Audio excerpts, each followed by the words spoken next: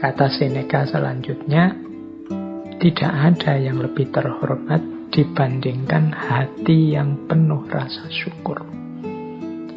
Jadi orang yang senantiasa mensyukuri anugerah apapun yang dia dapat dari Tuhan dalam hidupnya, sekecil apapun atau sebanyak apapun, sangat berkualitas atau biasa-biasa saja, semuanya dia syukuri. Inilah orang yang layak kita hormati, karena dia mentalnya orang kaya, orang yang senantiasa puas dalam hidupnya.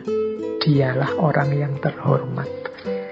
Tapi orang yang senantiasa tidak puas, senantiasa mengeluh, senantiasa menuntut, seolah-olah hidupnya isinya hanya keruwetan-keruwetan, kesulitan-kesulitan saja, menutup sebelah mata terhadap aneka anugerah Allah padanya. Ini menunjukkan orang ini mentalnya masih mental miskin. Jadi kalau pakai quotes-nya Seneca tadi, yang bersyukur tadi loh yang harus lebih kita hormati, karena dia lebih terhormat. Bahkan mungkin meskipun kepemilikannya sangat minimal, tapi dia senantiasa bersyukur. Yang sedikit itulah yang dia syukuri di hadapan Tuhan. Alhamdulillah, berarti kita puas dengan anugerahnya yang seperti ini, yang layak dihormati. Itu dari quotes keduanya Seneca tadi. Tidak ada yang lebih terhormat dibandingkan hati yang penuh rasa syukur. Jadi rumus pertama kesederhanaan itu adalah puas dengan apa yang dimiliki. Yang kedua senantiasa bersyukur. Dan yang ketiga adalah sampai kita melanjutkan hidup tanpanya, kata Seneca, kita tidak sadar betapa sangat banyak hal yang tidak penting. Kita menggunakannya bukan karena kita membutuhkannya, namun karena kita memilikinya. Yang ketiga ini pelajaran bagi kita untuk cermat, untuk jeli, melihat bahwa sebenarnya ada sangat banyak hal yang kita miliki itu sebenarnya tidak penting. Jadi harusnya kita berbagi dengan yang lain. Ini ciri hidup sederhana selanjutnya. Jadi sadar apa saja yang tidak terlalu penting kemudian kita tinggalkan. Kita tinggalkan mungkin berbagi dengan yang lain. Baju misalnya, ini contoh mudah ya. Coba teman-teman ditengok lemarinya itu. Ada berapa puluh baju kita. Terus berapa yang kita pakai efektif sebenarnya.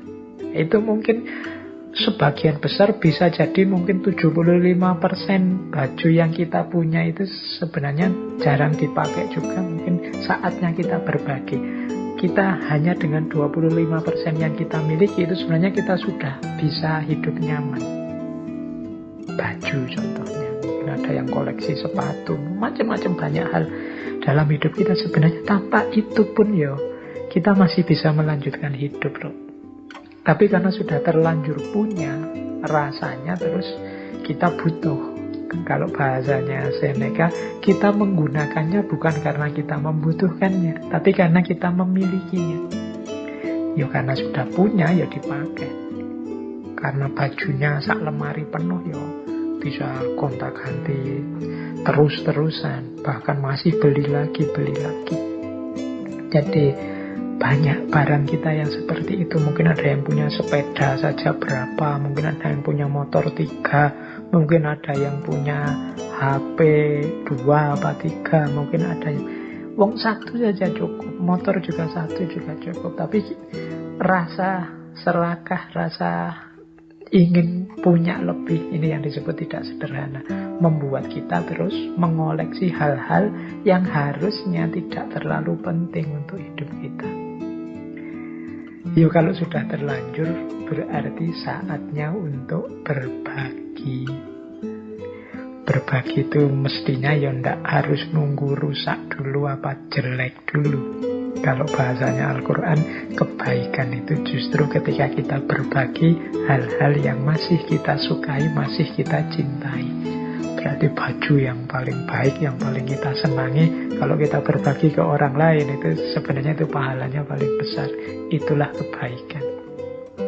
Jadi yang ketiga ternyata rumusnya, mari kita jeli, hati-hati, tidak membeli, tidak mengoleksi, tidak mengumpulkan hal-hal yang tidak penting dalam hidup kita.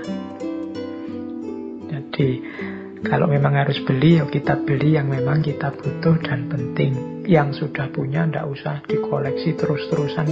Karena manusia itu kan karakternya memang, kalau bahasanya Al-Quran, alhaakumut takasur, berlomba-lomba, berbanyak-banyakan, senengnya koleksi. Kemarin ada banyak kasus orang mengoleksi tabung oksigen. Kadang-kadang ada loh orang-orang yang sebenarnya dia tidak sakit, tidak butuh oksigen, cuma khawatir lah kalau nanti saya sakit gimana. Akhirnya dibela-belain beli tabung oksigen, padahal semuanya sehat. Akhirnya yang sakit tidak kebagian oksigen. Nah, ini mental-mental tidak utama.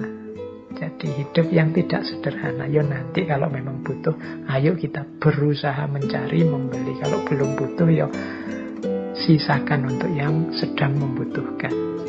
Jadi kata Seneca, sampai kita melanjutkan hidup tanpanya, kita tidak sadar betapa sangat banyak hal tidak penting. Kita menggunakannya bukan karena kita membutuhkannya, namun karena kita terlanjur memilikinya. Nah, ini berarti saatnya bersih-bersih segala kemubaziran yang tidak perlu. Yuk kita biasakan berbagi, apalagi zaman-zaman seperti ini.